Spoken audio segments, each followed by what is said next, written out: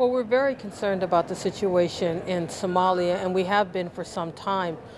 This current fighting has been an outcome, I believe, of the effort towards reconciliation and the counter effort of the group in Eritrea. And so there has been a lot of warning signs that there's going to be a mobilization to increase fighting, and obviously the result of that is that the civilian population is in the middle of the fighting and a humanitarian disaster develops.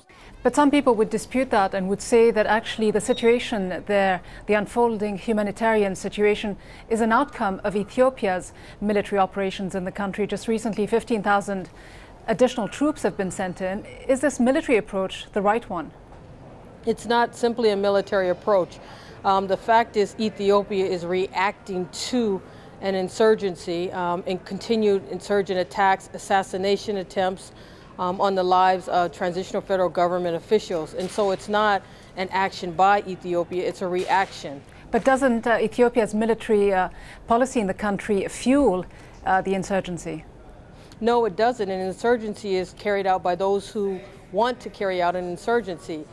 The fact of the matter is, if the insurgency wasn't going on, Ethiopia would be able to withdraw. But that hardline approach, many would say, is precisely what is strengthening the insurgency. Ethiopia is your close ally in the region. To what extent does the U.S. administration bear responsibility for what is happening in Somalia, given the tacit approval that you have shown toward the Ethiopian invasion of Somalia last year?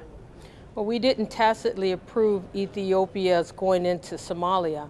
Really, the Somali insurgent, the Council of Islamic Courts, is the one that attacked transitional federal government forces, and Ethiopia was the ally of the transitional federal government and said very clearly to them that the way to proceed was through peace talks, not through a military attack, and the Al-Shabaab did attack, and they're continuing to attack. And that is the reason why there continues to be the humanitarian disaster. Should Ethiopia consider removing its forces from the country? Ethiopia has said it wants to remove its forces, and the United States has always supported Ethiopia withdrawing, but to withdraw requires getting other forces in. This has been the position of the United Nations and the African Union and the Arab League. All have said if Ethiopia withdraw, it will leave a vacuum. And so instead of leaving that vacuum, we need to concentrate on getting other forces in. We could do that better if, in fact, the insurgency would stop. And what is the U.S. doing at the moment, if anything, to help stabilize the situation there? We are trying to train Burundian forces, which we hope will be able to deploy sometime this month.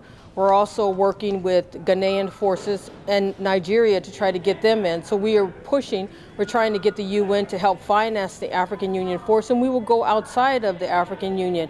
Any countries in the Arab League, any countries, Asian countries that are prepared to deploy, we are prepared to support them going in and help to stabilize the situation in Somalia. But fundamentally, there needs to be a political solution, and we're hoping that with the resignation of the Prime Minister and the selection of a new Prime Minister, that they will be able to reach out very broadly to bring in other communities into the transitional federal government so that there can be a political solution as expected in the transitional federal charter leading to elections in 2009.